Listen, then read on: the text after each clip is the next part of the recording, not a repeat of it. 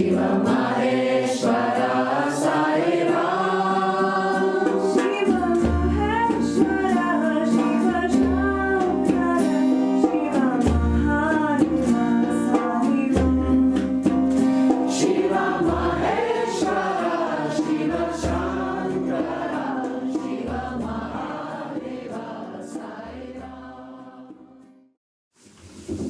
the Shirdi Sai Baba, there's this really important chapter or incident in Baba's life. And it's really very near the beginning. It's very easy to skip over it. But in this little story, Baba was very strong as a young man, and he loved to wrestle. He would actually wrestle physically with other wrestlers to show his prowess. And in this short little sentence, midway through a wrestling bout, he had all of a sudden this insight, what am I using my strength for? What am I using my body for? And at that moment, he relaxed, and he lost the bout. But he changed his dress, he cut his hair, he put on the turban, he just wore the loincloth. He realized in that critical moment that to be with God, you use your eyes to see God. You use your hands to touch God. You use your ears to hear God. You use your voice to praise God, to speak God. And he says that later on in Sai Baba, that this is how you become yourself as a human being, where all of your senses are devoted to the divine. And in the presence of Baba today, now, we are surrounded by the divine. All of our senses have been immersed in the grace of Baba and the divine. And it's just so perfect for him to be here. A couple of days ago when I received an email from Monica asking me to speak for about 20 minutes today, it caught me very much by surprise. You immediately thought it was a mistake, but then Baba doesn't make mistakes.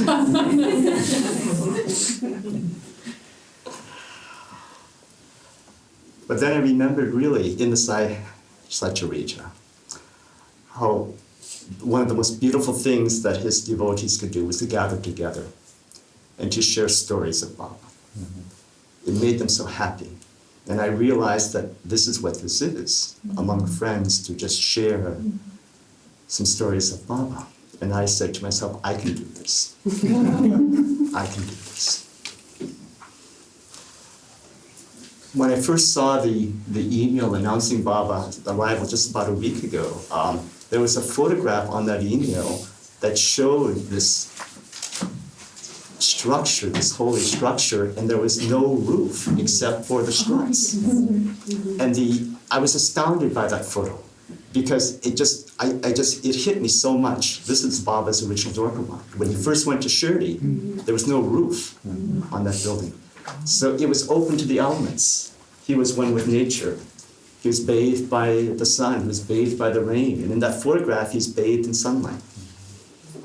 And there was nothing, no trappings. He was basically just there in his clothing, bare room. And I said to myself, this is the Dwarkamai. How perfect is this photograph? And it's this little mountain cottage Dwarkamai here in Laytonville. And in Seattle, I literally, my entire body filled with the radiant joy and happiness that Baba was feeling in being here. It was transparent to me. Working with Monica on this book was an amazing, amazing experience for me. Some way through it, I realized it was the most important thing I could be doing in my life. It was that powerful for me to be immersed in His grace and immersed in His words, which are not just words, they're purely, they're charged with His soul consciousness. So to be with His words for hours and hours and days is really, again, to be immersed in the divine. And what's come back to me again and again this past year, working with Him so deeply, is the 18 years in which, when he first arrived in Shirdi, he was banished. He was basically rejected, distrusted, feared, treated as an outcast, except for some few beautiful people, Touch's mother, who searched him out to feed him, to keep him alive during that period of time. And I thought to myself, when Baba was with his master Venkusa, he was wrapped, cradled in the physical love of his soulmate. He was held in love every waking moment. You know, Baba himself says in the Satcharicha how he didn't care for food, he didn't care for sleep. All he wanted to be was in the presence of his master. That was his life, that was his love, that was his joy.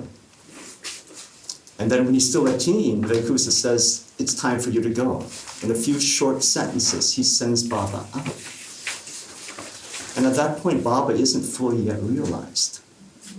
And so in reading the book, we tend to forget, how did Baba become who he was? And we know so very little about his internal process during those 18 years. But you can just imagine the shock it was for him. I mean, we think of Baba as divine, and we tend to forget that Baba was also human. He came into humanity. And there's this incredible, beautiful story of one of his devotees, Mega, who, when Baba first met him, was an illiterate Brahmin cook. And when Baba, the first encounter that Mega had with Baba was in fact not auspicious, because when he tried to enter the masjid, Baba said, "You rascal, away with you. I don't want you here, away with you." And it was because Mega, on the way there, had some doubts, because he had heard that Baba was Muslim. And since he was Brahmin, he was thinking, should I even go see Baba? And so Baba, of course, knew that and rejected him. And it was really a period of time, years, before Mega was able, in a sense, to establish a relationship with Baba. But once that was done, he won Baba's heart with the purity and the devotion of his commitment. The simple, illiterate cook won Baba's heart. And when Mega died, Baba actually followed the funeral procession, covered his body with flowers, and wept profusely. And the book says a couple of times that Baba showed, as if a mere mortal, the grief and sorrow that he felt, covering his friend's body with flowers, weeping, as if he was a near relation. This is Baba's humanity.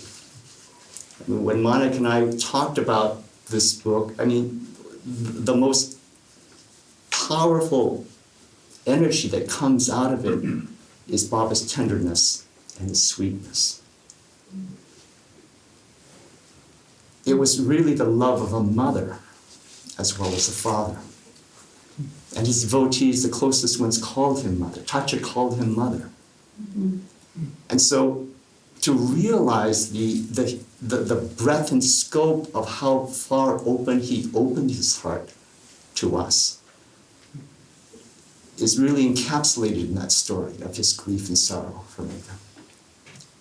And so I couldn't help but to come back and back again. I mean, how was he feeling? How did he respond to being, in a sense, cast away from his master, told to be here in a place, such an extreme contrast to where he had been?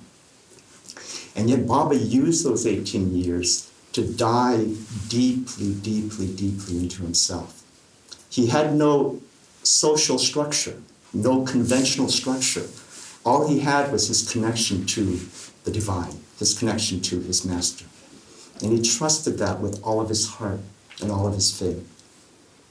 And through that process, that incredible grinding process, he awoke into who he is. And who among us now wouldn't really want to have been with him during those 18 years, to have shared with him that experience, to have the experience of being with him during that period when he comes into who he is. And it really hit me that we're in a parallel experience ourselves. Each of us, whether we spent years with Swami or whether you have never met him before, if you are here, he has called your soul here. And it's what Swami said to us in basically taking Mahasamadhi is, it is time for you to discover who you are. And like Venkusa and Baba, he sent each of us out. Go back to your countries. Go back to your respective Shirdis and discover who you are.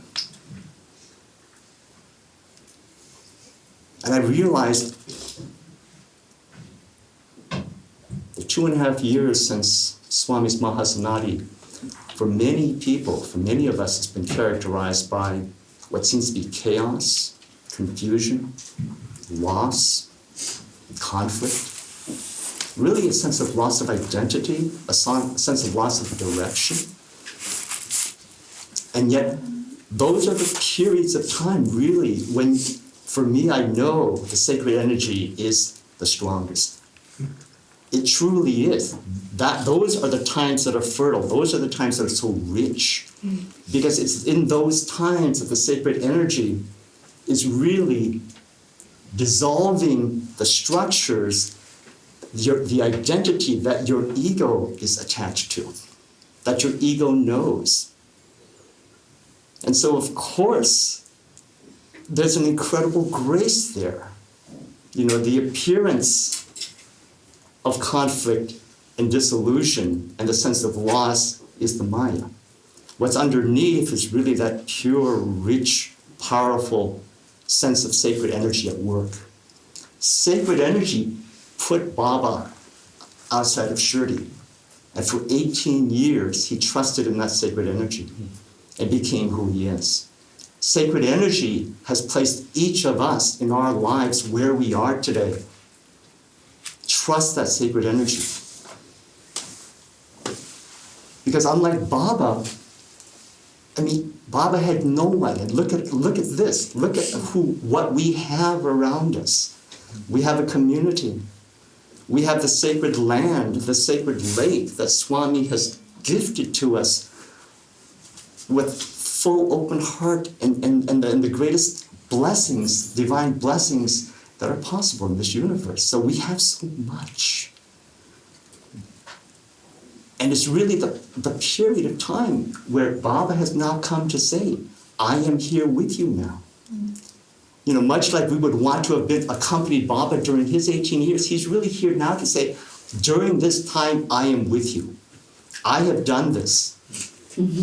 I can guide you. He's here to bring us home. So really, this is the time of power. And Swami in his genius knew that mentally we might look back on the past and say, oh my gosh, you know, this doesn't compare. But that's the Maya. The power is now. The power is now. Each of you has that flame lit. It's your inherent flame. It's your inherent connection to the divine. All Baba and Swami are doing is really giving you all the tools, all the mechanisms for you to see that flame.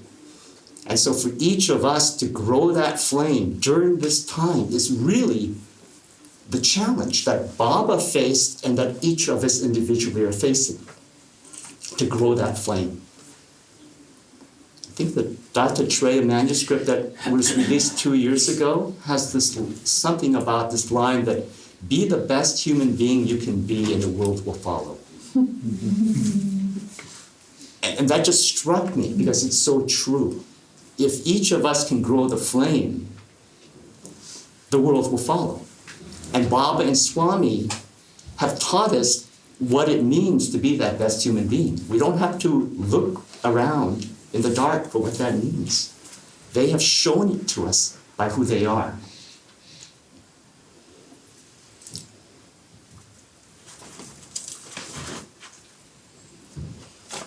My relationship with Baba changed so much when I went to Shirdi in 2012.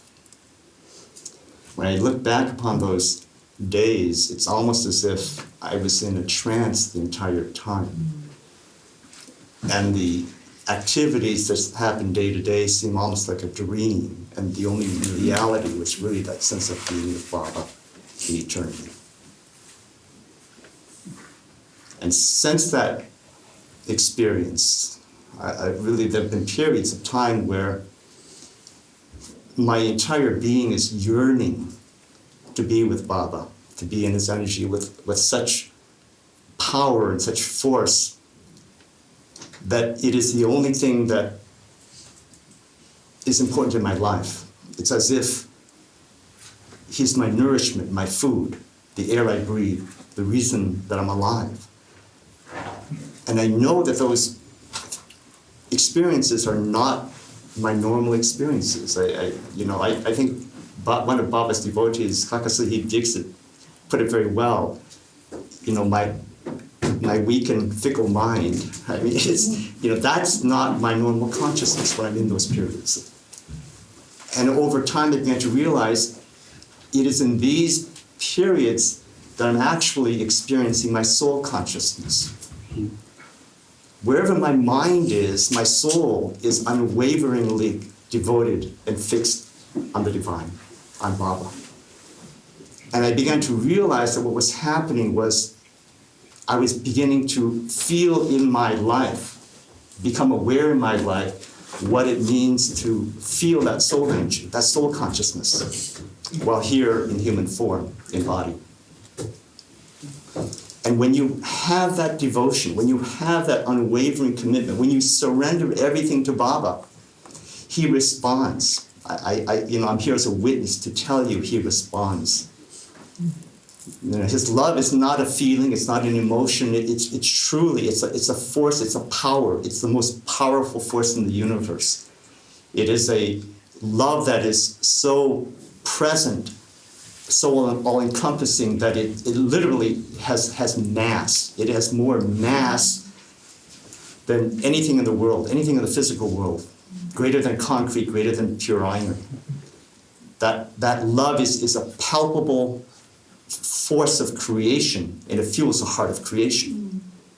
That love is in you, and it's in Baba. In working with Swami and Baba, I began to realize there was really just a very simple lesson in that relationship. If you can feel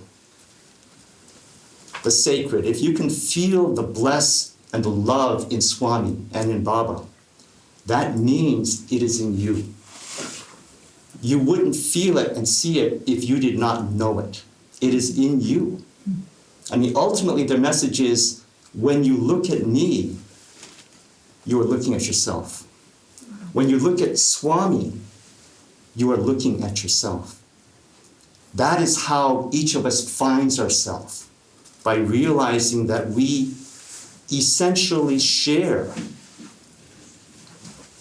through the souls, but even deeper than the souls, beyond the souls, we ultimately share a communion and a union in that divine miracle energy of God. And so today, in this day of honoring Baba, this day when his spirit took freedom from the physical body, a beautiful way to honor Baba is to honor yourself, is to honor what is best in you, and to honor those around you. Because in honoring yourself and others, that will make Baba happy.